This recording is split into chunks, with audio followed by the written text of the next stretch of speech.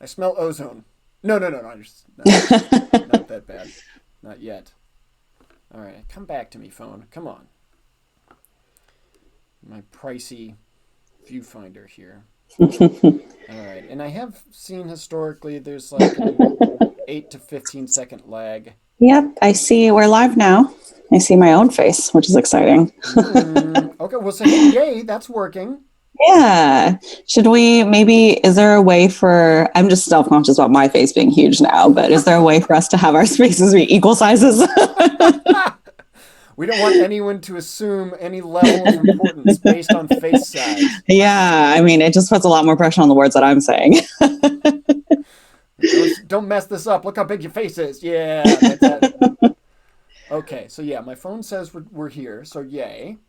Great. And it looks like it's capturing the Zoom window the way it's supposed to, right? Yep. Yay us. Huzzah. All right, fabulous. So, what I'm going to do is this. If you hit the gallery view on your Zoom, we should be able to divide the windows up.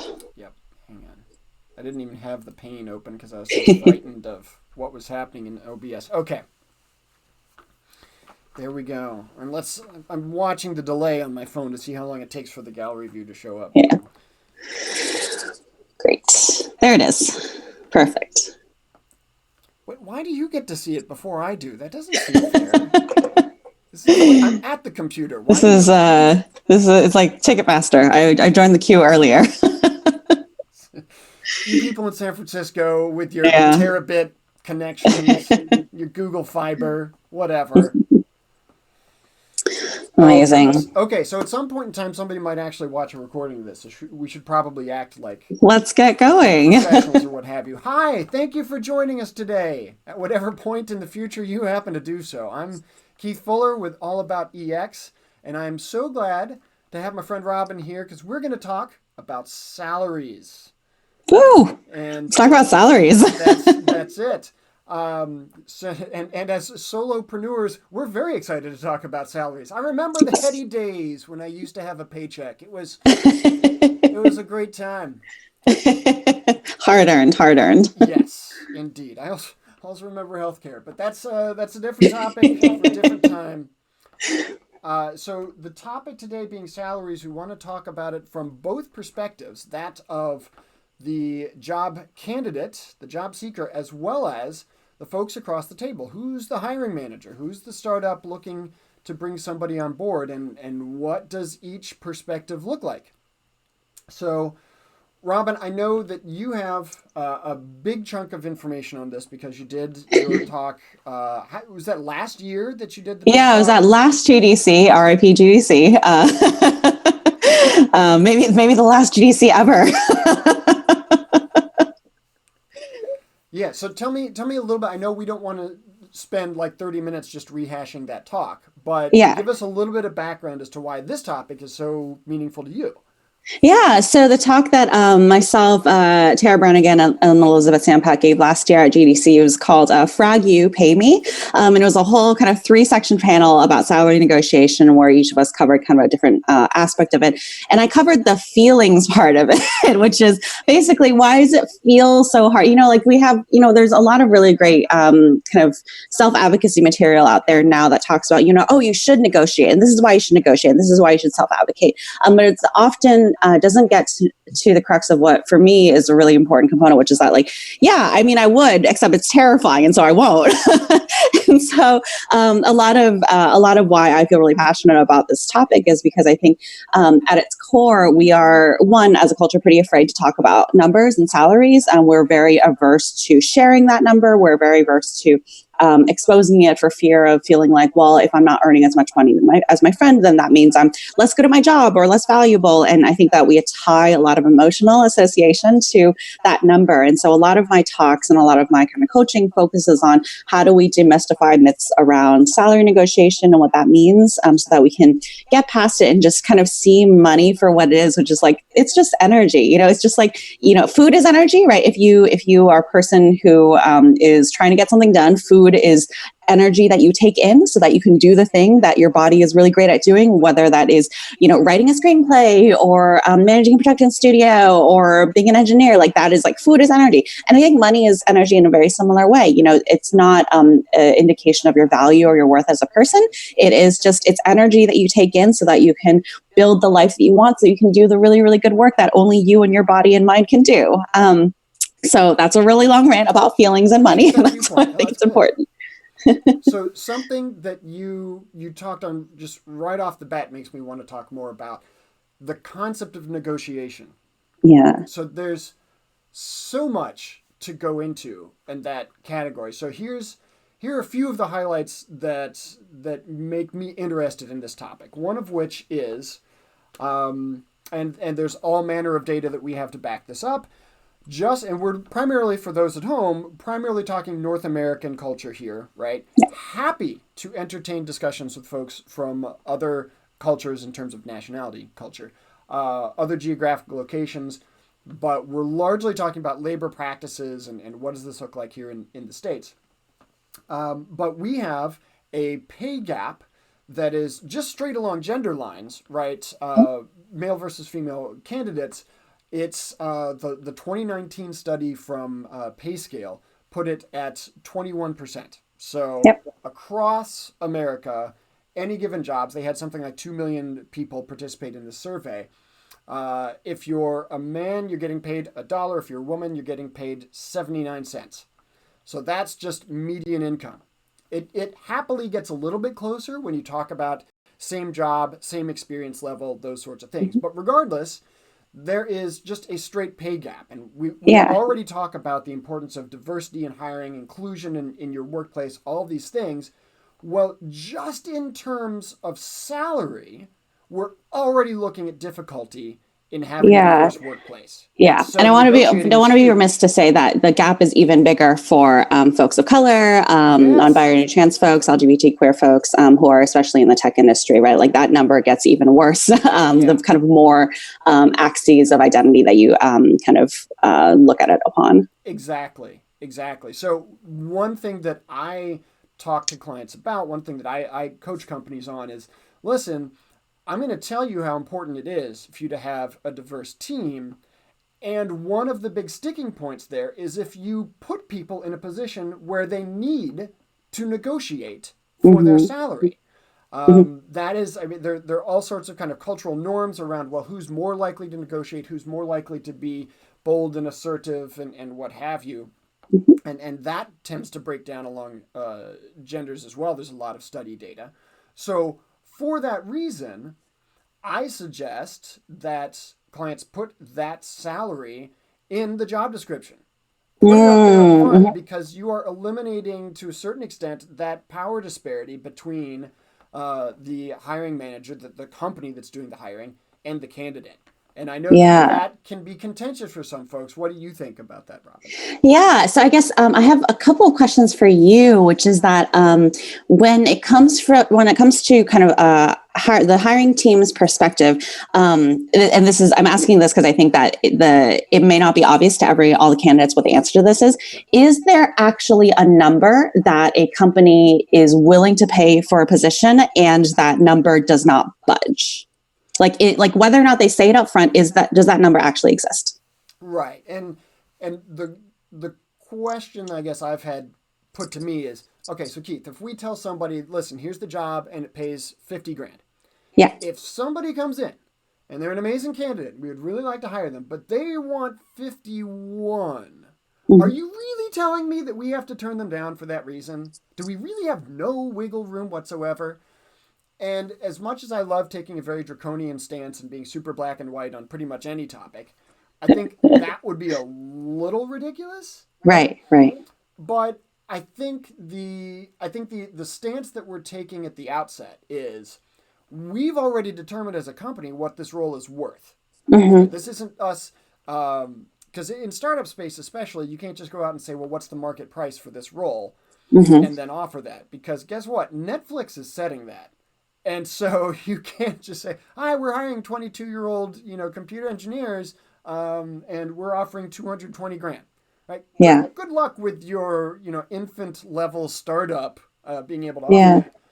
So you need to determine what that's worth to your company, and you're telling folks that up front. If you represent a package of skills and experience that goes beyond this, great. God bless you. We can't Hmm. necessarily afford that. Hmm. This is what it's worth to us to fulfill this role with this skill set and this experience level that we're looking Yeah. at. I think Yeah. it's Yeah. foolish to have no wiggle room concept. Like, okay, they just want $1,000 more, let's give it. But I think starting from that explanation is valuable. Yeah, yeah, yeah. So if that, so you're originally asking me, how do I feel about posting the salary in the job description itself? I'm completely for it. I think that really it sets an expectation. It signals to candidates that we're not going to wait for you to pick a number and then we'll try to lowball you around that number. It also signals, I think it signals both positive and potential. It's informative, is what it is, right? Like if I'm a candidate and I know that for the particular cost of living that I have, that even though I can understand if a company is offering 50,000, like that might be okay for the company, but it might not be okay for me and what I'm looking for in my next situation. And so that's useful information, right? I think that it doesn't necessarily mean that candidates should not apply, but it means that they have a good starting base for that conversation. And that's something that, if I was in a phone screen early in that process, that might be something that I bring. I was like, hey, like I know that you have this salary band potentially posted. Tell me a little bit about the flexibility around that. Are there other benefits that help kind of move that compensation package around? And maybe it doesn't, and then that is just like, okay, great. Well, thank you for the information. Yeah, exactly. Well, you raise a great point there. Filtering. Yeah. So the in the startup space especially, we are taking time away from execution. We are taking time away from development or sales or both just by trying to hire somebody. Yep. Somebody in our incredibly small team has to take time out of their day to pursue these things, to put a job posting online, to write the job description, to filter Yep. candidates, to evaluate them, to do interviews. We need to minimize that because we're a startup and we don't have time for anything. Yeah. So if you have candidates who even come to a first phone call or a first email and they know that they can't take the job because they need more than you're willing to pay, you're wasting their time, you're wasting your time, and that's Yeah. precious. Wouldn't it Yeah. be better to put that number up front so that people can self filter out of that process and to your point Yeah. go, you know what, 50 grand sounds wonderful for middle of nowhere Wisconsin, but I live in Yeah. the Bay and I have Yeah. more expenses than that. I'm going to play devil's advocate for a second. Why should a hiring manager uh, uh, share this information up front instead of asking the candidate for their salary expectations during that first call? Gotcha. So, a question that I would, being a good consultant, I'll answer a question with a question. I'll back that up in a step and say, what value does it represent to which party to try and lower the salary? Mm-hmm. And in general, it's not to the candidate's benefit, right? It's to the company's benefit. And we've already talked about the power differential between the employer and the candidate. We want to minimize that. If we're talking about improving employee experience, and that even starts before you're an employee, we don't want to double down on power differential at the outset. We want to minimize that as much as possible. Yep. So, kind of step zero there, I guess, is let's recognize who that benefits. Your board of directors would probably be ecstatic to find out that you're paying 20% less for your top engineer than you budgeted, but that's only to the benefit of the company, which already has all the cards. So, Mm-hmm. your question is totally understandable. Why would we not try to minimize this? And yeah, from the standpoint of being financially responsible as a company, sure. Think about it from the perspective of the candidate, though. Mm-hmm. Okay, so this company says great things on the website. We've had one call where they talked about the company values and they sound all positive, but now they're totally trying to squeeze as much work out of me for as little money as they have to Mm-hmm. pay. What's the message we're sending with that? Yeah. Exactly. And I think just taking off my devil's advocate hat and putting back on my self advocate hat, absolutely right. I think it's a pretty big red flag if a company is not willing to share their salary band. And I say salary band because I think that to me that's what represents the kind of flexibility there. It's just like kind of some job listings say that it's dependent on your experience level, and we're gonna and I think that conversation is that's like advanced level salary conversation. But I think it's interesting to drop in here because I think the idea of salary bands is really helpful. It helps you kind of understand, like, am I at the higher range of their expectations for this role? Am I kind of in the middling range of their expectations for this role? Where does that give me room to grow within this role? So I think it's information along different axes. It's pretty helpful. Ooh boy, and if have you touched on a fantastic point of discussion here, which is, and really everything's interrelated, but two things that are closely tied here: transparency around salaries and bias. So here's what I'm going to do. I'm going to attempt something radical. It's technologically innovative. I'm going to attempt to share my screen. And let's. Oh man. Are you sure, Keith? Is this a good move? Yeah. I'm not sure. Doing it live. I'm not sure at all, but we're about to find out. All right, let's share that. All right, and now we're going to visit. Hello, it's the YouTube interface for live streaming. That's exciting, isn't it? Let's show everybody that, Keith. Now we're going to visit a company called Buffer. And Great. if you do any sort of Google search along the lines of salary transparency, you're going to hear about this company called Buffer. Why? Because they post online a spreadsheet of all of the salaries in their company. And that's what we're looking at right now. They keep it largely up to date. I mean, this says Buffer salaries 2019. But we know what the CEO makes. We know what Nicole in finance makes. And this is part of their company culture. So this is the ultimate in transparency. They tell people, they even have a calculator online where if you want to put in your location, level of experience, these sorts of things, they'll tell you what we will pay you. So here's an interesting piece of commentary, and I don't know what this is doing to the YouTube stream, so I'm going to turn off sharing here in a second. But what that did at Buffer when they started doing this was it instilled a certain sense of security in the executives that, okay, we're doing the right thing by everybody here. We are... we're leveling the playing field. We're making sure everybody knows where they are. And we're also, by providing our calculations up front, we're giving people a degree of security that this is fair. We aren't just picking, folks that are left-handed get 10 grand more a month. We're saying this is a fair calculation that we use. However, if you look, and there's a great write-up on this on the payscale.com website where they interviewed the CEO. What they found out was, but here's what we do. We basically kind of lowball people's experience level through a probationary period.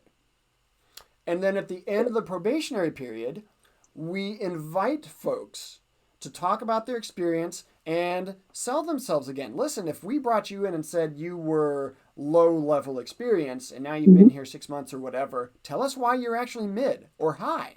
Because you know what the calculation looks like. We've shown you the formula. You know how that impacts your salary. Well, as we discussed at the top, what happens in negotiation processes, in self-promotion processes along gender lines, for instance? Yep.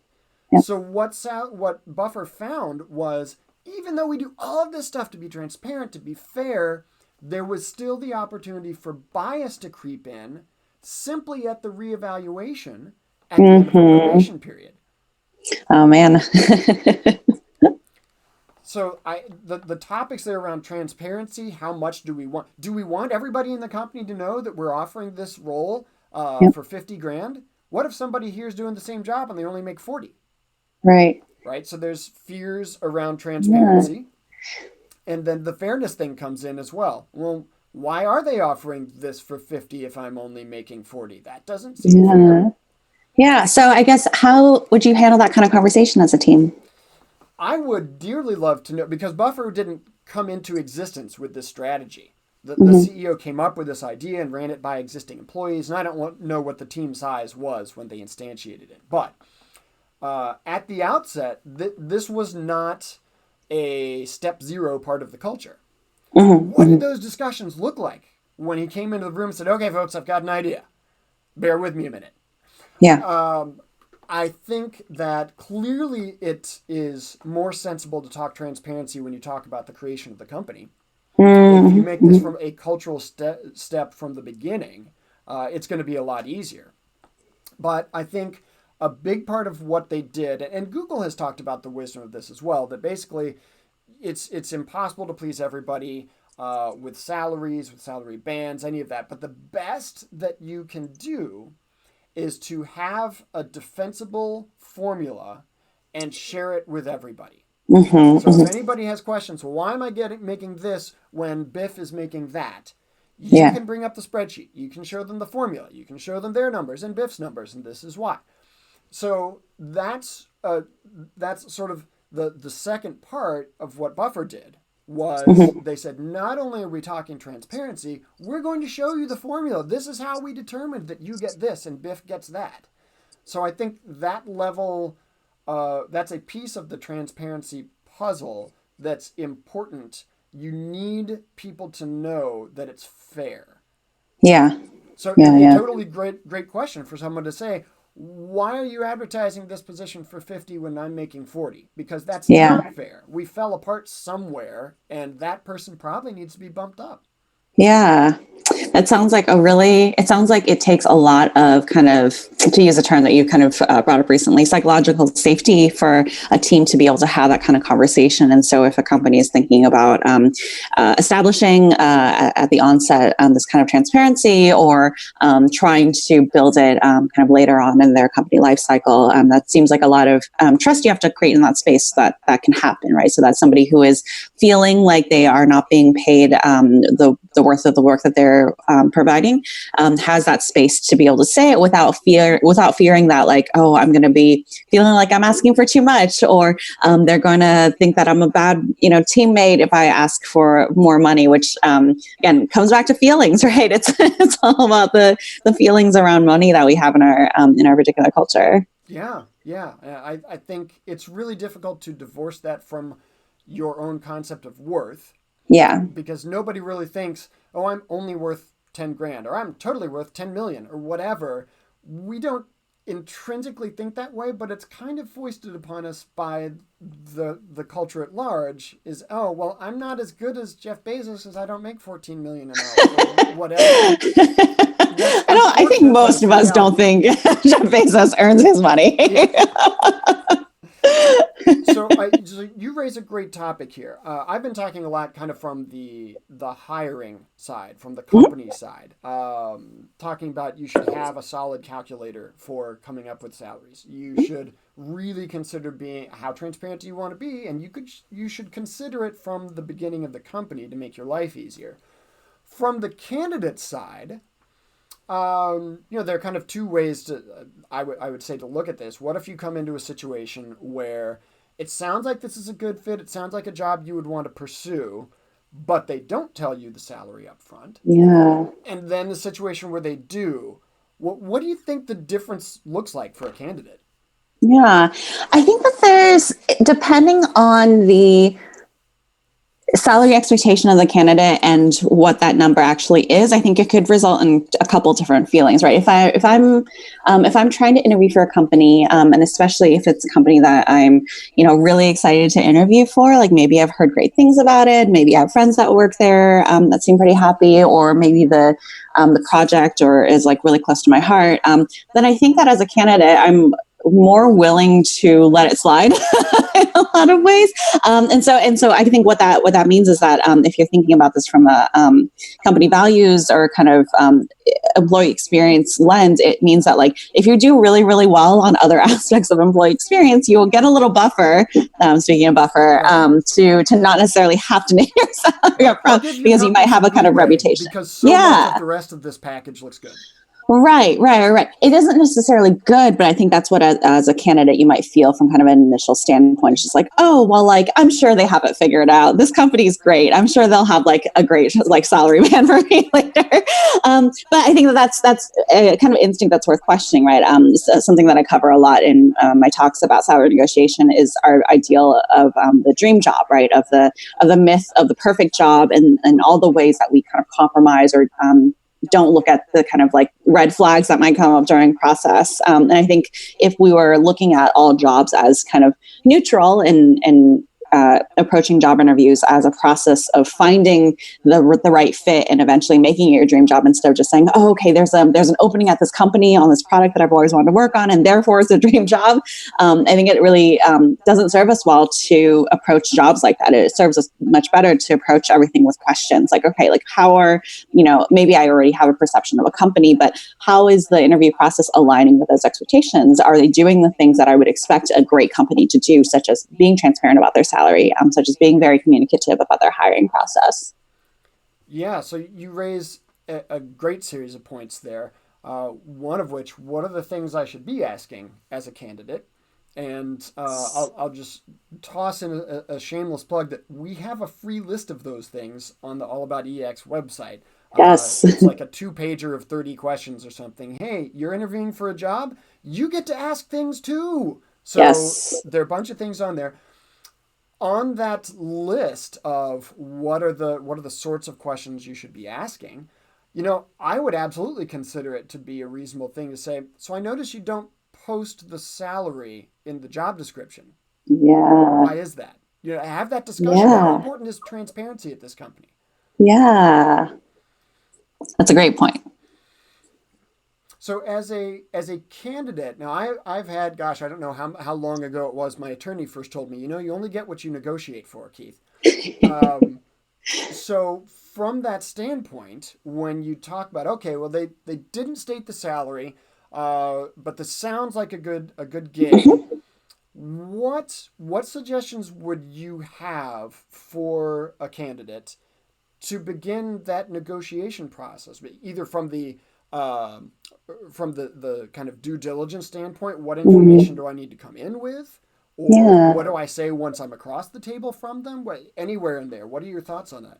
Yeah, I think certainly speaking from my own experience, which is not necessarily, I would not stand behind it 100% necessarily all the time, but I would say that a lot of the time when I've been in interview processes, if the company has not had a kind of posted their salary expectations for this role, I think the approach that as a candidate I would take is to just go along as if it'll be fine. Especially if there's existing public information from Glassdoor or LinkedIn or kind of other salary sharing sites. If it's a larger company, I can at least look up those salary bands for commensurate roles and see what happens. And then I think towards the end, at some point, the hiring team will be the one to ask the question first, right? And I don't know that this might be where if you're a company that has already taken the step of posting their salary for this particular job description, you may also be the same type of company that would just volunteer that information without asking the candidate. But usually what happens is that you get to a point in the interview process where the hiring manager will say something like, and we would love to talk about your salary expectations for this role. And when I get to that point, I think in the past, I've usually basically pushed back and said like, hey, like I've been able to learn a lot more about this job. I'd love to actually know how you guys value this work, in the hopes of having them name it. And I would say 9 times out of 10 that actually has worked, and they would come back and be like, oh yeah, well, our salary expectations are 70K or 80K or whatever it might be. And that helps kind of gauge, okay, well, okay, based on what it is that we've talked about this role encompassing, and based on the types of experience that they've been asking me about, do I feel that that seems right, or does that align with my expectations for it? And I think that, again, conversely, if they were just upfront about this number, then that filtering takes place much earlier, right? And I think that in a lot of ways it benefits the candidate, because then they can go through the interview process having that kind of in mind, like, okay, based on the salary range they have for this role, does this feel like the right kind of role that I would be willing to do for this money? Okay, so what I'm picturing there is, first of all, that we cue the gif from the Clint Eastwood western where everybody has like the Mexican standoff and they're staring in each Yes. other's eyes like, what's your budget, what are your Yeah. expectations? Yeah. So this, if you look up salary negotiation, if you look up how to apply for a job, there's a ton online that's going to talk about this exact process. How do you Yeah. negotiate for a salary? And as we touched on earlier, I would back that up a step and say, listen, this is your company. You tell me, what is the most important thing that you're after here? What's the problem you're Yeah. trying to solve? What's the end goal that you have in mind hiring somebody? Is it Yeah. that you want to solve a business need?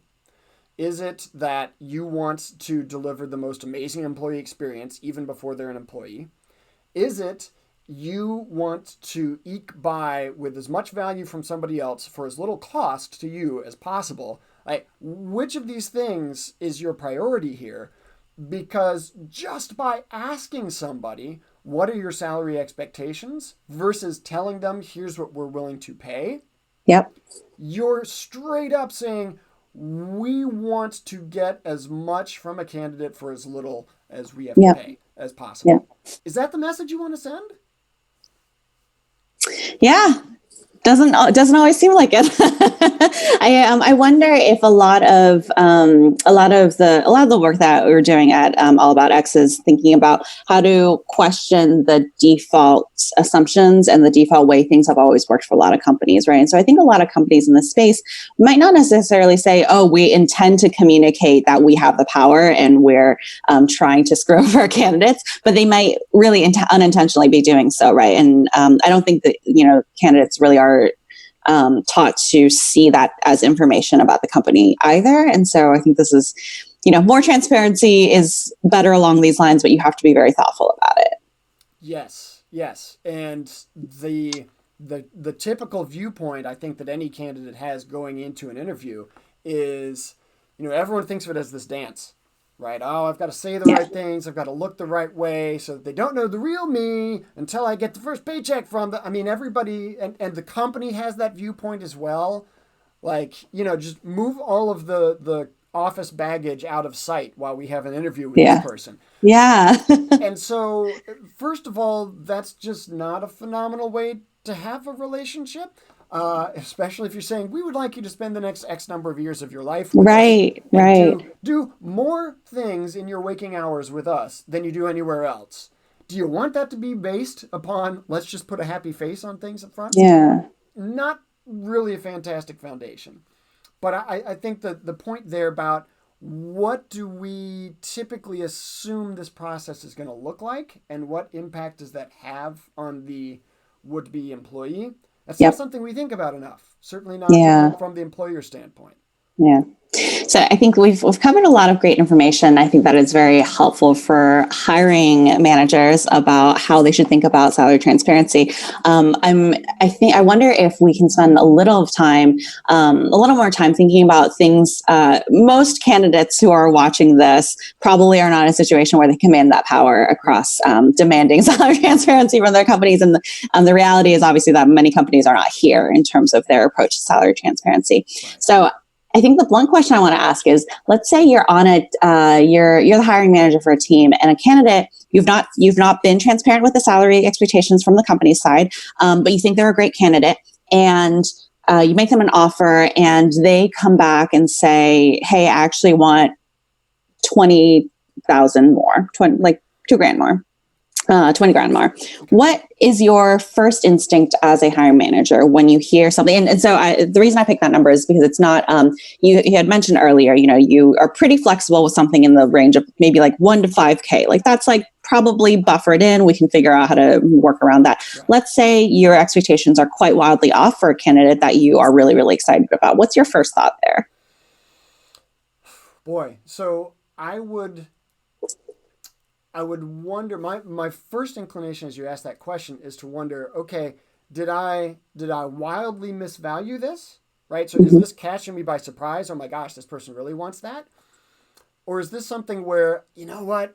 I knew this going in because I'm coming from a startup. I'm not coming from one of the top 5 tech companies. So I know that I am not going to be able to offer top market rate. And if somebody starts to push on that, I'm aware of the fact that we're the highest value that we represent is the future of the company, not what Hmm. we can offer you today. It's the upside in the future.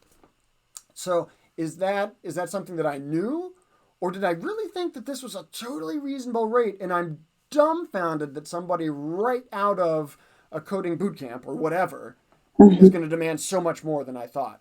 Hmm. So I guess that's probably the first thing that would come to my mind. So hopefully, if it's the former, where yeah, I know we're not offering as much as you're probably worth. We're a Yeah. startup, we just don't have it. Then you have that defensibility right there. You've already Hmm. thought it through. You know why you're offering this money, and so you can tell them, look, we dearly want to have you join because through the interview process, you've proven yourself to be an amazing candidate. We'd love the chance Hmm. to work with you, and we know that we're not offering the kind of value that honestly you probably represent, and we're asking you to bet on our future more than on our present. So Yeah. hopefully you have that in mind. If you don't have that in mind and you're completely flabbergasted that that's what people want, then I certainly wouldn't recommend that you blow your budget out of the water by saying, oh, that's what this person wants? Okay, I guess we should give them that. Yeah. A budget exists for a reason, right? You're not Yeah. going to magically generate another 20K a year in sales just Right. because that's what this person wants for you to hire them. Right. What are so I'm bringing back to emotions. What do you as a hiring manager feel when, so I'm saying this because I think so, often as candidates, we feel, scared of naming a number that's the wrong number, right? Right, Because I think we worry that what if they just pull the offer entirely if it's too unreasonable? right. Can you walk me through kind of what the manager might be thinking in terms of like what the perception of the candidate might be after they ask for something? Right. So I think certainly in the startup space, the Yeah. tendency is that you're going to be hiring people that have less experience as opposed to more. You're probably not hiring somebody who's been an engineer for 10 years and they've been VP of engineering somewhere or what have you. You're probably looking at folks that are on the other end of the experience spectrum. So there's a good chance that if you've gotten to the point where they're talking numbers, you may well have done more research and thought this through more than they have. They know a buddy that got hired at Apple, and so they figure that they can ask for this, as opposed to you who have been doing the due diligence for hopefully weeks, if not Sure. months. So there's a good chance that the hiring manager has a really good reason for why your request is so much different from theirs. Yeah. So that's probably one of the first things. Were I that hiring manager sitting there, I would probably be doing a little bit of calculus in my mind, going, why is somebody with 6 months of professional experience asking for that much money? Mm-hmm. So Mm-hmm. that's probably, hopefully it's not a super cynical thought Yeah. process that's going on. Wow, what a Yeah. jerk asking for that much. Hopefully that's not what's going on. Yeah. Hopefully I'm actually thinking, is there something here that I don't know? Yeah. Do they represent a skill set that I somehow have not picked up on in the interview process? Do they Yeah. have experience that I am not aware of? Is there value that they represent that I did not see? Yeah. So it sounds like from the candidate perspective, it is not just that if you get an offer, you should negotiate. It's that you should make sure that the number that you're asking for is backed up by research, right? Which is something that we recommend here. It's like Yes. hopefully you're looking from the same pools of information that the hiring manager would be looking for, whether or not it is also Glassdoor. Which again, if you're not, if you don't have a lot of employees in a certain discipline at your particular company, you might actually need to look at resources like that to set it correctly. Yeah, and this is a hard process. Yeah. If you're a job candidate, it is not as simple as just saying, "Oh, well, let me go find out what they should be paying me at this company." If Yeah. it's a small company, hasn't been around as long, they don't have Glassdoor information, right? All Right. eight Right. employees have only been working there for 4 months. Right. If it's a role in a different location, so most of the reviews that you might see about companies are probably going to come from larger hubs. That's going to be folks in big cities. It's San Francisco, Chicago, Boston, Seattle, whatever. Well, right here in God's country, Madison, Wisconsin, that information is going to be radically different from the Right, cost right. of living and the local market and these sorts of things. So you as a candidate can't always get the most meaningful applicable data on what I should be able to expect from this Right. company. Maybe you don't know anyone who works there, so you can't ask. Maybe they aren't Buffer and they don't post their salaries online. Right. How do you imagine that there's no Glassdoor information available? Mhm. If you were a candidate and you thought, wow, this company, it's right here in my hometown, although my hometown isn't some giant hub. I don't know anyone that works there, and they're not on Glassdoor. What are the pieces of information? What tips would you give that candidate to come up with the Yeah. best expectation for a salary?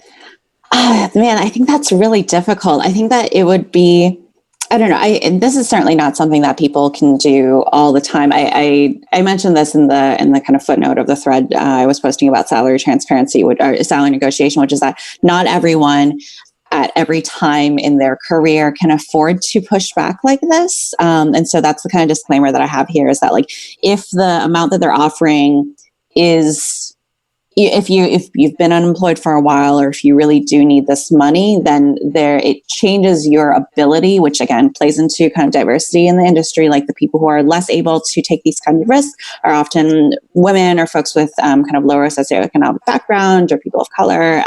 They're less able to take this risk, less able to negotiate for themselves. So this is all just a caveat that this is an option that I would take as a candidate if I felt pretty secure in my ability to take a risk, right? Which is, again, quite different than if I've been employed for 6 months and I really just need this job. It's a quite different take that I would take. But Yep. if I was feeling quite secure as a candidate, if I had a good sense that, if this job doesn't work out, I feel pretty good about my ability to find another job within the time frame that I need to, then what I would do is maybe just push back for the company and just be like, hey, like, I would love to know a little bit more about how you guys approach salaries. Like, how do you guys start calculating? So even if they're not Buffer, even if they don't have like a posted transparency formula, just start asking a little bit about their process around it. Like, look, it's hard for me to understand what the salary ranges for your company are. Can you tell me a little bit about how you guys set it? What kind of values do you guys use Great to question. inform the way you compensate? Is there any transparency you can provide? Can you provide the kind of like upper range of what the CEO makes? Can you provide some ranges about the current levels?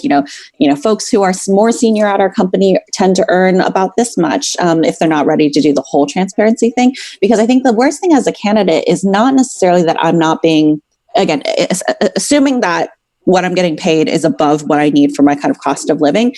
The worst thing to feel is that you're being paid so much less than your coworkers, and that it feels a sense of shame, right? Like, what you Yep. don't want to do is have a candidate join a company, be really excited about their salary and the opportunity, and then months later find out that everyone else was being paid $40,000 more than them, right? Like, that's a terrible feeling as an employee. And so really, as a candidate who doesn't have a lot of salary transparency, that's really what I want to know, is like, I just want to know that you're not screwing me over. Like, it's okay if everyone's making 40K, then great. I'm also happy making 40K. But if everyone's making 60 and I'm the only person making 40, that's going to feel really bad when I find out one day. And I will find out one Yep. day. Fairness. We talked about fairness. You got to feel like Yeah. it's fair. Yeah. And the disparities that people see over years, and if you there are a couple of interviews that have been done with Mark Benioff of Salesforce, where he was a huge proponent, and this is clearly the other end of the financial spectrum from startups, but he was a big proponent of eliminating the gender disparity in his team and these sorts of things, and he was stunned to find out how big it was once he put a team on auditing all of the salaries Yeah. of the company. So he said, "Oh my gosh, this is horrible. We've got to fix this." And they took some steps for a year, and then he felt really good about it. And then he went back, said, "Oh my gosh, it's still bad."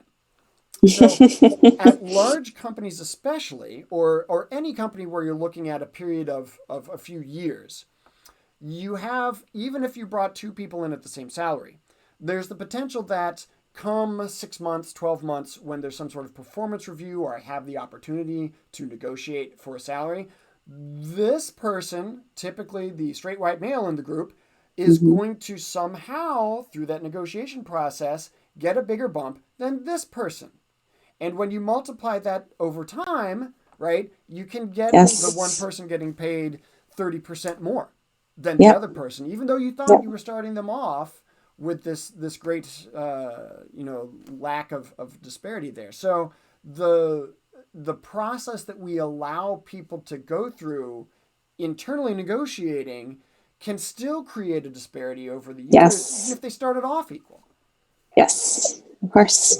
I think that system, you can certainly think about ways to solve that from, okay, we just have very clear leveling guidelines as an example, is like one step in the direction of how do we make sure that people are being paid equally, even like, we can start with, base salaries and making sure that the starting salaries of everyone are kind of listed by the job itself.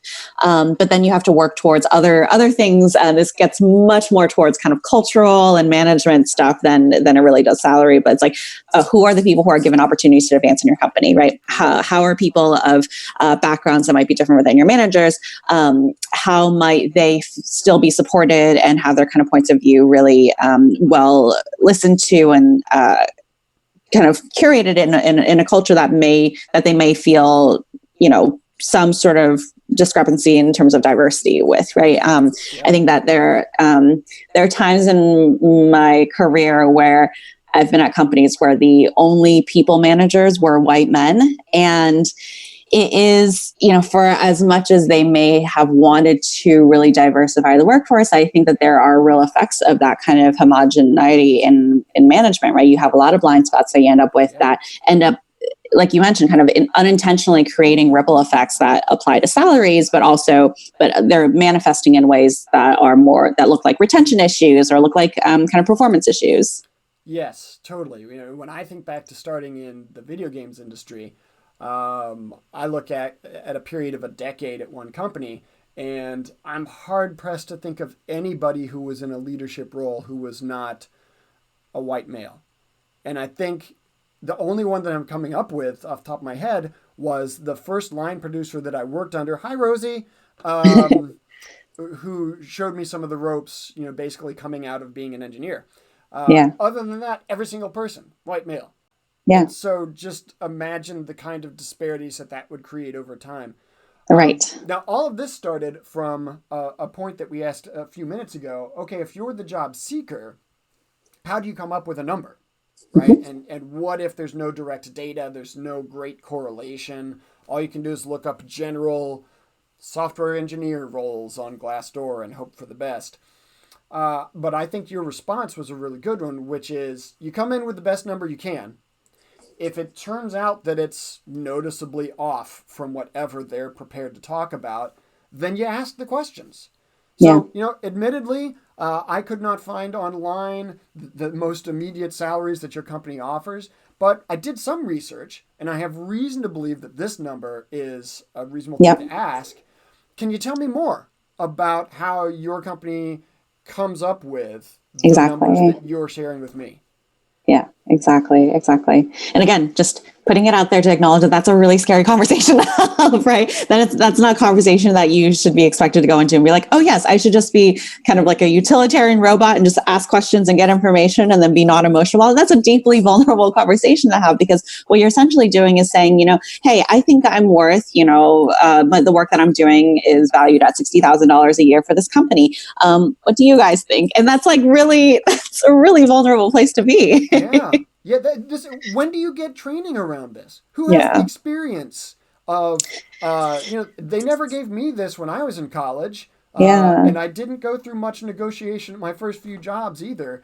So, when do you ever get the experience of sitting across the table from somebody and maybe you really, really need a job and you can't be picky and choosy. And if they're just going to pay for something that's going to cover your living expenses, maybe you have to take that because it's the only offer on the horizon. But who's prepared to sit there at that table and kind of stand up for here's the interesting part, and I'm going to hijack this conversation for more feelings discussion. If you don't mind, but we are actually taught, and we're often taught at a time in our lives when taking that risk is really, really risky, right? Like, so the first time that I ever asked for an hourly raise, I got a little bit of it, and then there was an aspect of it that made me feel a little bit unfair. And so I kind of went back and revisited the conversation. And unfortunately, I left with a really negative impression of what it felt like to kind of negotiate for a salary, right? And I think that kind of lesson, bad lesson, but a lesson stays with us. And so I think that when you say, when do we learn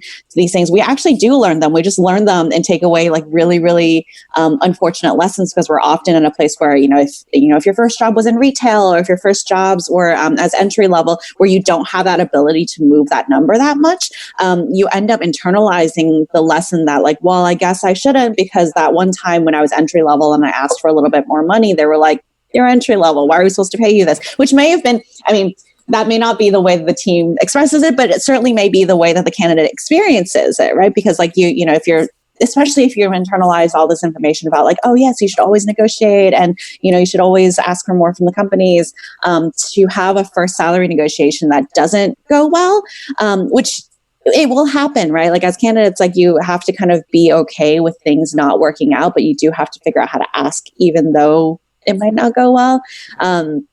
Yeah, we do learn. We just end up learning the wrong thing. That's a great point. Yeah, when you get your first job, which is probably some minimum wage, hourly rate, when you're comparatively young, still in school maybe, the sorts of jobs that you're looking at there are typically low skill, low experience, maybe zero in both.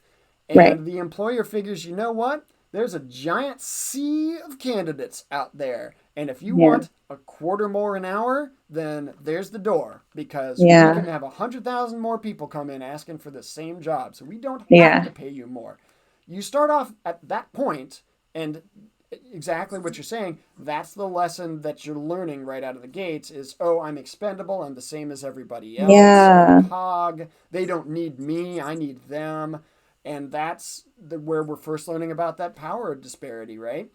Right. Now, as the years go on and your education improves, your experience improves, what have you, you represent more value. So I think what's important for job candidates to realize is that even you started off with a certain value level back when you were scraping by to get more than minimum wage, Right. but your value has grown over the years. So it's totally reasonable for you to expect that you can ask for a greater compensation because of that value. And I think that's a Right. really tough hill to climb Yeah. when you're not used to kind of standing up for yourself in that setting. Yeah. And again, I think this is all still kind of within the framework that, some people, many people at many times in their life are not able to take that risk. And also cumulatively, I think we all need to negotiate more, right? Like I think at the individual level, it's still very, very individual and it's case by case, right?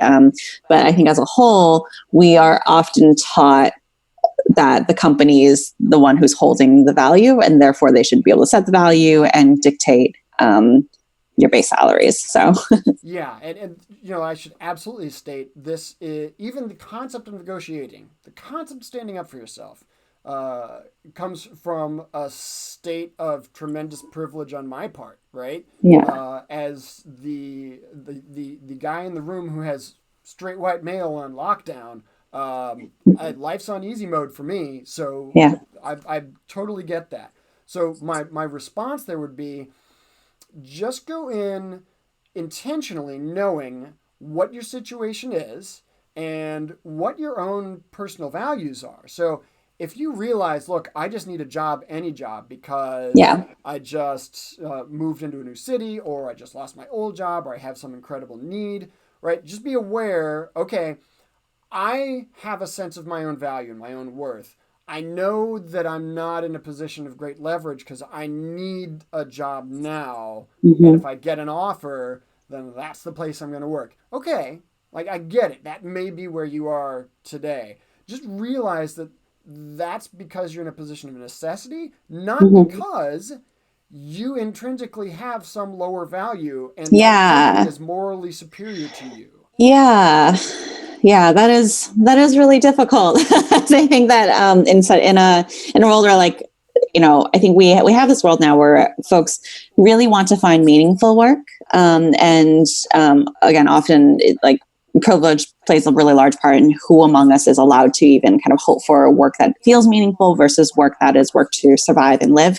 I think for the folks in the kind of middle upper class of that realm, I think we now are consuming a lot of media that tells us like, oh, we should find meaning in our work and we should find meaning and value. And I think that translates a lot into feeling like if we don't have a job that is one commiserate with our values or pays us well, then that means something about us as people. Yeah. And that becomes quite harmful, right? Over time, it's the same kind of dynamics that lead to things like burnout or kind of crunch culture that is like really perpetuated by management and things like that. And so there's a lot to undo. Unfortunately, one salary negotiation does not undo quite a large system of kind of worker exploitation along various axes. Decades of late stage capitalism. Yeah. Yes, exactly. So I think to sort of wrap that up from the candidate side, you may be in a position of necessity. So you don't have tremendous leverage with regards to, oh, I'm going to demand more because I know I'm worth more, that sort of thing.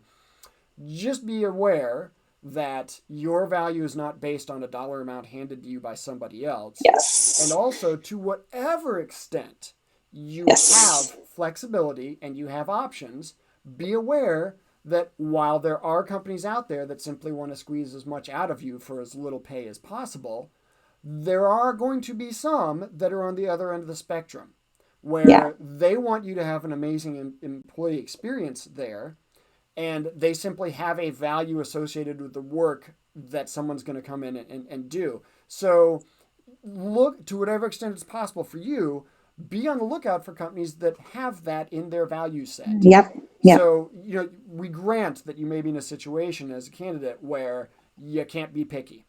To whatever extent you can be, look for companies that are going to demonstrate a better set of values.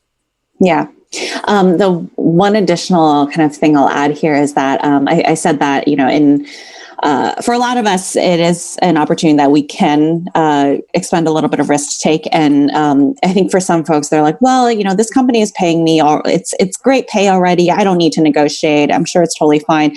My plea for doing so is that the more of us that can take on the risk to ask companies for transparency, the more we can use that privilege in a lot of ways when we're able to use that privilege, the more it'll actually help those companies realize that this is something they need to do, right? If I'm the recruiter for a role and I have the role, compensation set at 60,000 because that's what I've been told by the rest of the team that this is the value of it. And every great candidate that I ask about it is like, no, this is definitely an 80K or more role. I'm sorry, I'm not willing to talk to you about this. That is where that change starts to happen, right? That is where we start to see like, oh, okay, this company now realizes that they actually do need to pay more for this role and maybe reevaluate the way they're setting salaries. And that is kind of like, not to like, it's why unions are important, but it's also why as individuals, if you're able to take the burden of that risk just like a little bit, even just by asking about it, maybe you accept the job anyways, but you at least ask and be a little bit of a thorn a little bit when you're able to bear that risk, that actually is helpful for everyone else, right? You may not need that money, but it helps kind of break the cycle in little small ways that actually might make a difference in the end. That's a great point about the opportunity to make use of whatever privilege you do have in a pro-social way, right? Yes. Because we have decades where, the situation has all the power has been on one side of the table. So we've got that to kind of undo to bring more value to the candidate side of the discussion.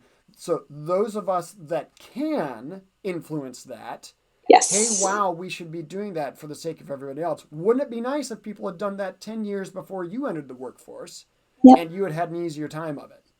Yep, exactly. Excellent point. So, gosh, the stuff that we've covered today range from how do we determine value on the hiring side? How do we represent the importance of employee experience? How do we do due diligence on the candidate side? Who brings up salary first? How to negotiate your own self-worth, the values of a company, the importance of transparency. How does bias factor into it? We've covered, I think, 37 critical topics yes. in the span of 60 minutes. That's pretty good. I think. Yes. Certainly the most productive I've been at 9 a.m. for a while. So All right. Well, so the value here, hopefully, is that folks are going to be able to look at this as a bit of a resource in the future.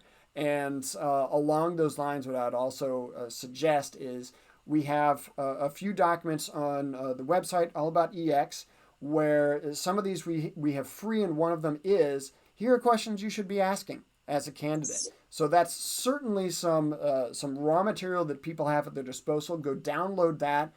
Don't forget that you do, to whatever extent you have the option of being picky about your employer, you do absolutely have the power to ask questions as well. This is not a thoroughly one-sided event figuring out your salary. yep. So, Robin, I guess we'll just wrap it up here today. We've taken an hour of people's time, but hopefully they feel that it was worth it. 37 critical topics in 60 minutes is Perfect. pretty good, I think. So, thanks so much for your time. And man, I'm so Yes. glad that I had a chance to do this with you because of your experience and your insights. All right. Thanks, folks. All right, we'll catch everybody later. Take care.